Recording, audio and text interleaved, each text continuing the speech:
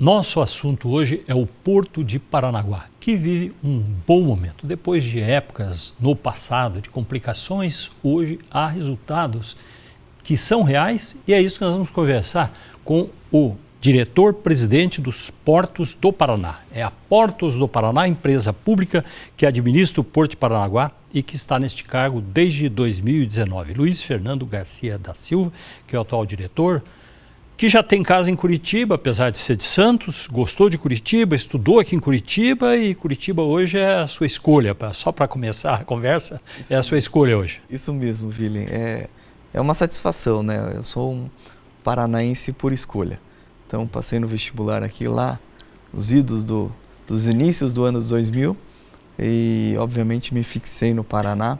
Hoje, moro em Paranaguá pela minha atividade, mas é um estado cativante que me deu a oportunidade de conhecer minha esposa, onde os meus filhos nasceram. Então, hoje é o estado por escolha que eu moro com minha família.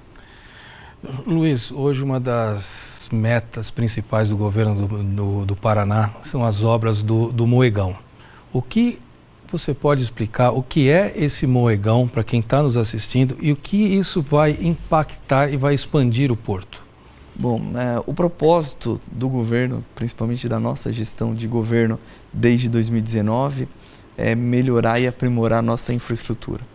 A infraestrutura ela tão debatida nos últimos tempos, de uma forma até acalorada, mas acho que os resultados e os números provam que a infraestrutura do estado do Paraná ela tem avançado e muito. Nós tivemos as concessões rodoviárias exitosas, nós tivemos as concessões, que a gente vai falar um pouquinho mais do porto, mas algumas infraestruturas ferroviárias precisam ser aprimoradas. Nós teremos muito em breve a Ferroeste, uma empresa pública do estado do Paraná, onde o governo estuda alternativas para que a gente desenvolva junto com a iniciativa privada. Então é uma coisa que vai acontecer nos próximos... a tomada de decisão agora gera um reflexo nos próximos 5, 10 anos. A nossa malha atual que nos atende, a Malha Sul, ela tem seu contrato muito próximo de se terminar em 2027. Então, seja uma opção por uma renovação de contrato, ou seja uma opção por uma nova licitação, o fato é que nos próximos 10 anos, após esses trâmites, vão haver novos e grandes investimentos em ferrovia no nosso estado. E o porto ele não pode ser o gargalo. Então, quando essa infraestrutura ela chega, o porto não pode não ter o que fazer com os trens que chegam. Então essa é uma infraestrutura dedicada ao atendimento dos trens. As composições ferroviárias elas chegam e elas precisam descarregar. Hoje como funciona? Basicamente, a composição chega e ela vai de forma individual para cada um dos terminais que recebe as cargas. Nesse caso, cargas de granéis, soja, milho, farelo. O que a gente propôs com essa obra? A maior obra hoje com recursos públicos do Sistema Portuário Nacional. A gente centralizou essa recepção. Então, em vez de o trem entrar em cada um dos terminais, ele descarrega de uma forma centralizada num ponto único e aí, por correias transportadoras aéreas, essa carga vai para o terminal, otimizando a nossa recepção, dando agilidade na movimentação da ferrovia e, principalmente, tirando um conflito ou diminuindo de uma forma significativa um conflito que hoje existe no nosso município, que são as composições manobrando e paralisando as ruas da cidade. Então, essas manobras entre sair e entrar em um terminal e em outro levam de 15, 30, por vezes 45 minutos. Isso impede o fluxo de pessoas. E é uma grande reclamação que nós tínhamos desde o início da nossa gestão, quando a gente chegou e começou a administrar o porto. E essa proposta, ela visa eliminar essas manobras. Então, a composição ferroviária, ela vai chegar, ela vai cruzar, obviamente, as ruas, mas ao invés de 17 ruas que cruzam hoje, somente 5. E nessas 5 ruas que vai cruzar essa composição ferroviária, não haverá mais manobra. Ou seja, haverá interrupção da via, mas de 5 a 7 minutos e só. E aí nós estaremos entregando não só um ativo para o nosso município, né, diminuindo o conflito que o porto por vezes traz à sociedade, mas dotando o porto de uma capacidade não só para agora, mas quando essas outras obras de infraestrutura acontecerem no nosso estado, nós estaremos prontos para receber esse volume de cargas que vai transitar pelas ferrovias. O ano começou com a maior movimentação de cargas, no caso de soja e outros produtos, que há registro recente. O que é que levou a isso? Pode ser mantida essa capacidade? Natural, pela vontade sim. Eu respondo sempre pela vontade e pela infraestrutura, sim. Mas para que a gente movimente um porto, por vezes condições de mercado, por vezes não, são determinantes, né? Condições de mercado, então se o preço do bushel do soja está mais atrativo ou menos atrativo para comercialização, para o produtor comercializar, a cotação do dólar, nós estamos falando da questão climática, se chove muito no campo, se prejudica aquela colheita, se prejudica aquela safra ou não, pelo contrário, gera uma super safra, e a condição climática dentro do porto. Então, quando nós estamos num ambiente de chuva, ou por vezes uma neblina ou uma umidade mais densa, nossas operações, 85% das nossas operações são paralisadas. E isso reflete naturalmente na nossa operação. Essa condição climática nós estamos acostumados a lidar. Somos o porto que mais chove no país. Ficamos parados mais de 110 dias em média por ano, ou seja, quase um terço do ano. No restante, nós trabalhamos com toda a força para que a gente entregue esse produto. Então, em termos de infraestrutura e em termos de gestão, nós estamos preparados não para atender o agora, mas para atender os próximos 20 anos, somados com o que nós temos hoje em construção e aquilo que nós licitamos recentemente, que ficarão prontos nos próximos 24, 36, 48 meses. O porto, o principal produto de exportação do porto são grãos. Mas o porto também, 40% de carnes que são exportadas, de carnes de frango, de aves, suínos, de bovinos, saem pelo porto. O principal destino é a China? Isso. A Ásia é um grande cliente nosso, né? Então, seja para os granéis, nós temos aí uma questão muito interessante, por exemplo, o Irã, ele consome muito milho nosso. E nós temos sim um corredor logístico de congelados muito importante. Talvez o melhor e o maior corredor logístico de congelados do mundo. Porque nós temos uma infraestrutura no Paraná dedicada a isso. Temos uma grande planta de frigoríficos, de abatedouros dentro do nosso estado, que gera esse produto beneficiado. Então, nós temos as granjas que já empacotam os cortes, colocam nos terminais na ferrovia ou no caminhão e colocam no nosso porto. Hoje nós temos um terminal de containers que absorve esse volume dessa carga, um dos principais do mundo. Tá? Nós movimentamos só no ano passado, nesse terminal, 1,5 milhão de teus. O que é o teus? É a unidade de container, daquele container menorzinho, ali é um teu, são 20 pés. Container grande são 2 pés, são 40 pés, são 2 teus. Então nós fizemos 1,5 milhão de teus. Em 2020, nós rompemos a barreira de 1 milhão. 2024, rompemos a barreira de 1,5 milhão, muito por conta da nossa indústria. Esse terminal é um dos mais preparados para receber esse tipo de container, que é um container que ele precisa ser refrigerado. Então nós precisamos ter energia elétrica, tomada para que ligue esses containers na espera do seu embarque, e aí sim com grande destino para a Ásia. Hoje um grande consumidor dos produtos paranaenses e da nossa Interlândia, ou seja, aqueles outros estados também que utilizam da nossa infraestrutura portuária. O problema da Serra do Mar e o problema também das estradas do Paraná. De que forma isso afeta o porto? Com atrasos, com acidentes que param as estradas? Esse é um tipo de problema dificílimo de resolver, inclusive o trem também, pela lentidão, porque a ferrovia também é mais que centenária. Sim, uma ferrovia de 1880 e alguma coisa, né? Mas algumas obras de infraestrutura nos dão a condição. Então eu vou responder essa sua pergunta, Vili, com alguns dados.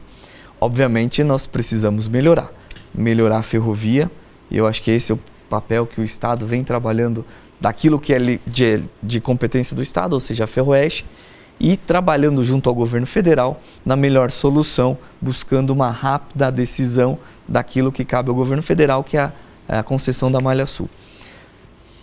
Mas, ao tempo, nós temos dados que, apesar dos pesares, nós estamos crescendo no segmento ferroviário. E da mesma forma do rodoviário. não há discussão que há uma necessidade de grandes obras de infraestrutura, seja uma terceira pista para a descida, seja uma nova descida, ou seja, para que a gente tenha um caminho alternativo em qualquer momento de uma situação de calamidade, mas isso também foi muito bem encaminhado pelo Estado. Hoje nós temos um contrato de concessão que começou a vigir aí mais de um ano, e nesse contrato, essas grandes obras de infraestrutura, eles têm seus prazos para acontecerem. Ou seja, da assinatura até a finalização de todas essas obras de infraestrutura rodoviária serão 7 anos, que é muito para nós, como pessoa física, mas para a logística é um tempo muito razoável. E hoje já são 6 anos, né? 7 era quando assinou o contrato. 1 ano já foi desse contrato. Então, essas obras elas vão acontecer. Mas mesmo na rodovia que nós temos hoje, nós conseguimos demonstrar com os dados que nós estamos crescendo a cada ano. Então, a rodovia ela precisa de melhoria, a ferrovia também, mas a gente não pode apontar como um grande gargalo. E eu trabalho com os dados. Quando a gente assumiu o Porto fez no final de dezembro de 2018, pouco mais de 50 milhões de toneladas. A perspectiva é de encerrarmos o ano de 2025, ou seja, 7 anos depois, com quase 70 milhões, atingindo a marca, rompendo a marca de 70 milhões de toneladas. Então é um crescimento super expressivo e um crescimento organizado, porque não é também aquele crescimento ao custo do produtor, porque hoje o sistema logístico nacional dá a opção ao produtor escolher. Nós temos aqui a 4 horas de navegação ou 350 quilômetros nos separam do maior porto da América Latina, na costa sul do Atlântico, que é o Porto de Santos. 2 horas de navegação em 100 quilômetros nos separam a um grande conjunto de equipamentos portuários aqui no estado de Santa Catarina. E hoje, o que define é a atração comercial. Ninguém está no Paraná, eles podem até gostar, essas empresas, mas o amor não existe, é uma questão econômica comercial. E esse crescimento nos garante que nós continuamos nos posicionando, mesmo sem essas grandes obras que começam a acontecer agora, com uma posição comercialmente importante na logística nacional. Um crescimento de mais de 25% num período de 6 anos não é para qualquer porto e não é para qualquer um, de uma forma racional e organizada. Obviamente nós temos períodos de estresse. Numa condição mercadológica, quando todos os produtores resolvem exportar, aproveitando naturalmente um preço vantajoso daquele momento do produto, eles colocam todos os seus produtos para escoar pelo porto. Nesses picos nós temos alguns conflitos, nesse pico nós temos alguns gargalos, mas que são logo dissipados com o tempo. Então, na cronologia anual, ou dentro de um tempo racional de um ano, nós conseguimos afirmar e identificar que a nossa infraestrutura ela tem atendido muito bem a todos. Tá? Mas é uma necessidade imperiosa e todos reconhecemos da melhoria. Essa melhoria ela está registrada dentro desses contratos. Um contrato de concessão de rodovia que prevê investimentos só no trecho 2, no lote 2, que é o que desce a Serra do Mar, 13 bilhões de reais em valores do ano passado. Investimentos no porto, onde contratados e que nós já contratamos, somando até o 5º, 6º ano daqui para frente, serão mais 4, 5 bilhões de reais de investimento. Então tudo isso faz com que a gente tenha uma condição de afirmar que o Paraná é atrativo e nós continuaremos entregando um equipamento logístico muito atrativo para a produção. O Porto de Paranaguá hoje é um dos mais importantes do país. Tá? Perde, acho que fica atrás apenas de Santos, como você já disse. Como que é essa posição hoje? Como que é esse relacionamento, não só com o Santos, mas também com os outros portos do país? Nós temos uma relação de parceria. Todos os portos, hoje sem exceção, nós temos uma associação que reúne todas as autoridades portuárias do país, e por coincidência está no meu mandato também, então eu estou cumprindo essa gestão que é a nossa ABEP, Associação Brasileira de Portos e Entidades Hidroviárias do país, nos dá a condição de a gente interagir com todos os portos para que a gente compartilhe as melhores práticas e melhores experiências. Todos vivemos, claro, temos as nossas particularidades. Santos é diferente em vários aspectos do Paraná, de Rio Grande e de Salvador. mas temos muitos problemas ou necessidades de evolução em comum. E ali a gente compartilha. Então nós brincamos muito com o Porto de Santos. Santos fez 180 milhões de toneladas ano passado, nós fizemos 67. Mas a gente acaba brincando, Santos tem 20 quilômetros de cais. A produtividade daqui é maior, né? Que é a condição de atracação, nós temos menos de 5. Então a nossa produtividade é maior. Ela é incomparável no mundo. Mas é aquela brincadeira sadia, mas eu acho que boas soluções em Santos, em Santa Catarina, em Itaqui, no Maranhão, se podem, são replicadas no Paraná, assim como o Paraná, ele oferece outras oportunidades e melhorias para esses nossos portos vizinhos e amigos. Nós temos agora o intervalo, conversa hoje aqui conosco, Luiz Fernando Garcia da Silva, que é o atual diretor-presidente da Portos do Paraná, que é a empresa que administra o Porto de Paranaguá, está desde 2019 nesse cargo e está contando para a gente como é que é a situação do porto, algo que tem muito a ver com a situação econômica do nosso estado. Já voltamos.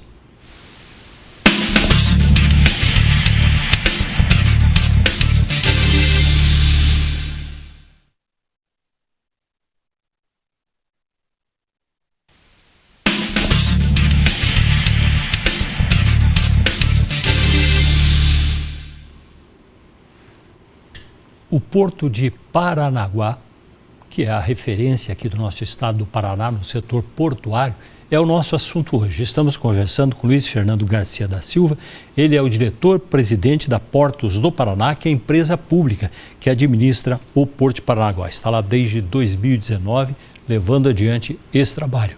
João Azevedo. Luiz, por muito tempo se falou de um novo porto no litoral do estado, ali na região de Pontal do Paraná. Você vê como importante essa chegada de mais um porto para o estado? E também queria que você falasse também sobre a relação com o Porto de Antonina.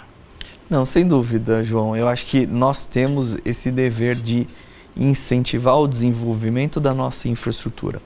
Não é porque não está no nosso arcabouço, ou seja, dentro da autoridade portuária Portos do Paraná, que administra o Porto de Paranaguá e o Porto de Antonina, que nós não julgamos importantes. Pelo contrário, nós apoiamos sim. Nós temos esse terminal do Porto de Pontal, um contrato de adesão, é o termo jurídico que se tem, pronto para que os investidores coloquem lá os seus recursos e desenvolvam esse projeto super importante em Pontal. E nós temos também 2 autorizações já concedidas na região de Paranaguá. Então 2 empreendimentos, novos empreendimentos portuários que se encontram em licenciamento ambiental e muito em breve, tendo essa licença ambiental, provavelmente vão começar a desenvolver seus projetos e suas obras para que a gente complemente a nossa operação portuária, a nossa logística nacional, né? Ou principalmente a logística paranaense. Então, o porto é incentivador dessas 2 modalidades de exploração, seja privado ou público. O nosso dever é trazer mais carga sempre de uma forma organizada, para que a gente possa comercializar, seja na exportação ou na importação, sempre podendo vender muito bem o Paraná, falando que aqui no Paraná se opera com eficiência e qualidade todo e qualquer produto. Você acredita que sai do papel? Sai, claro que naturalmente o Porto de Pontal ele tem sua autorização, ele está muito vinculado à questão de uma nova rodovia ali, a faixa de infraestrutura que o governo do estado do Paraná trabalha já há alguns anos, né? São 3 vetores que nós precisamos trabalhar no desenvolvimento de um porto, né? Nós precisamos ter uma condição de navegabilidade dos navios boas que ele tem. Nós temos que ter terminais capazes de receber essas cargas modernos e eficientes que o Paraná sempre apresenta. E esses novos terminais tendem a nascer com uma das melhores práticas existentes. E nós temos que ter como terceiro vetor os acessos, sejam ele rodo ou ferro, nós precisamos. E ali, para aquele projeto em específico, está muito vinculado a essa questão da estrada, que eu acho que a partir do momento que essa questão da estrada for destravada e esses investimentos se iniciarem, muito provavelmente os investidores vão começar a colocar os investimentos na infraestrutura portuária para que os projetos eles terminem juntos e aí sim a gente tenha mais um ativo, mais um equipamento portuário a ser oferecido aqui no Paraná. A profundidade do mar ali naquela região é algo que sempre foi citado como motivo para investir ali. né, que é a região já de Pontal. Isso está em pé ainda? É uma preocupação? É uma possibilidade? Não, sem dúvida, porque nós chamamos de calado, né? O que é o calado operacional? Da linha da água para baixo, aquela parte que a gente não enxerga até o fundo do mar, quantos metros nós temos condição de afundar um navio para ele ser carregado na sua potência máxima? Então nós temos ali um calado de 16 metros, está muito próximo do nosso canal de entrada, né? Nosso canal de acesso ali na Ilha do Mel. Então os navios eles vêm, eles cruzam por ali e parariam por Pontal. Nós temos mais algumas milhas náuticas a ser navegado para chegar em Paranaguá e mais algumas para chegar em Antonina. Então é uma posição, sem dúvida, privilegiada nesse dinamismo e nessa eficiência de navegação. Mas também há grandes projetos aqui, nós trabalhamos hoje num projeto que provavelmente agora em junho será publicado o edital da concessão do nosso canal de acesso, ou seja, até Paranaguá, uma concessão da manutenção da nossa profundidade, que hoje está em 13,3 metros, ou seja, o navio hoje tem a condição de afundar 13,3 metros abaixo da linha da água em seu carregamento, e nós trabalhamos nessa concessão. Esse é o máximo? Hoje esse é o máximo. E nós trabalhamos nessa concessão e o edital serve para isso, para aprofundar esse canal de acesso. Mais 2 metros, iremos para 15,5, 2 metros e 20 centímetros. E o que representa 1 metro? A cada metro aprofundado ou tendo condição de operação, nós somamos, em média, a depender da densidade do produto, 7.000 toneladas a mais no mesmo navio. Representa, em média, 500 containers a mais. Então, a cada metro, a gente está falando 2 metros, 14.000 toneladas a mais no mesmo navio e quase 1.000 containers a mais no mesmo navio. Então, tudo isso gera uma eficiência e gera um dinamismo. E Pontal, ele tem sua condição natural, porque é uma questão de geologia, né? Nós somos um porto de baía, mais profundo no começo do canal, ele vai diminuindo a sua profundidade para o final da baía. Então eles têm uma posição sem dúvida privilegiada. Então eles reúnem as duas condições hoje, de ter um projeto super bem eficiente desenhado, que eles têm uma condição de navegabilidade muito boa, que o Paranaguá apresenta também, e agora eles restam o último vetor, que é a questão dos acessos, principalmente rodoviário. A ligação do Paraná, e isso é um projeto nacional para chegar até o Chile, é a primeira previsão, atravessando países vizinhos. Como é que está a viabilidade disso e como isso traz algum resultado para o estado do Paraná através do porto?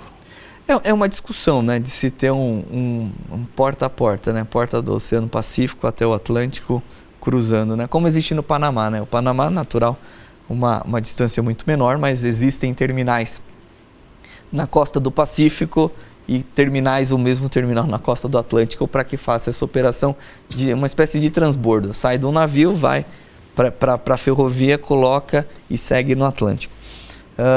Há esse desejo muito antigo, principalmente daqueles países, em especial a Bolívia, que não tem o acesso ao mar direto. Então, se tem essas discussões sobre em que ponto se liga no Pacífico e em que ponto se liga no Oceano Atlântico. O Paraná ofereceu aqui uma ligação, ou uma ideia, uma proposição de ligar Antofagasta a Paranaguá.